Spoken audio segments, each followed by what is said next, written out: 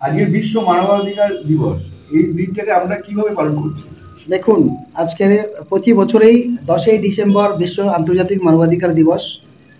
সেই মানবাধিকার দিবস উপলক্ষে আজও এখানে প্রোগ্রামটা চলছে। আজকে আমি অনেকগুলো সংগঠনের সঙ্গে যুক্ত। এখানেও প্রতি বছর এই অনুষ্ঠানটা বারুইপুরে হয়। এবছরে একটু নতুন জায়গাটা পরিবর্তন করা হয়েছে, ফলে এখানে এটা করা হচ্ছে।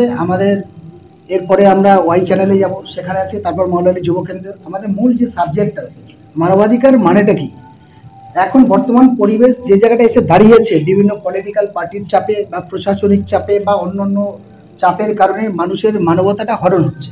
প্রতিনিয়ত মানবাধিকার যে অধিকার, সেই অধিকারের জায়গাটা বঞ্চিত হচ্ছে মানুষ। সেই জায়গায় দাঁড়িয়ে বছরে একটা দিনে এই দিবসটা পালন করা হচ্ছে, মানবাধিকার দিবস, অর্থাৎ মানুষের সচেতনতার জন্য। সমস্ত মানবাধিকার সঙ্গে কর্মীদের সঙ্গে যারা যুক্ত আছে সংগঠনের সঙ্গে, তাদের প্রত্যেককে সঠিক দিশা দেখানোর জন্য, যে কিভাবে গাইডলাইনটা দেওয়া, যে কিভাবে আগামী দিনে মানুষের পাশে দাঁড়াবেন, আপনার সুবিধা অসুবিধা কোনটা আছে, প্রশাসনিক লেভেলগুলো কিভাবে কিভাবে কন্ট্রোল করবেন। যেমন আমরা বলা যেতে পারে, আমরা দেখেছি ইতিপূর্বে এই 1 বছরের মধ্যে দক্ষিণ 24 পরগনায় ভয়ঙ্করী ঘটনাগুলো ঘটেছে। যেমন বাসন্তী কুলতলিতে রফিককে পিটিয়ে খুন করেছে। আমরা দেখলাম বাসন্তী শিবগঞ্জে একজন পরিযায়ী শ্রমিক হয়ে সেও খুন হয়েছে। আমরা দেখলাম আবু সিদ্দিক ঢোলাইতে খুন হয়েছে। আমরা দেখলাম কুলতলি বাচ্চা মেয়েটা সেও খুন হয়েছে। ফলে এই যে লাগাতার জিনিসগুলো চলছে, এই জায়গাটা দাঁড়াবে কারা? সব জায়গায় গিয়ে দেখলাম পলিটিক্যাল একটা ডিস্টার্ব আছে। প্রশাসনিকভাবে তারাও সঠিক ভূমিকা নিতে পারে না, কারণ তাদেরকে হাত পা বাঁধা। তাহলে সেই জায়গাগুলো মানুষের পাশে দাঁড়াবে কারা? মানুষ কি করতেও নিঃশ্বাস ফেলার মতো জায়গা পাবে না?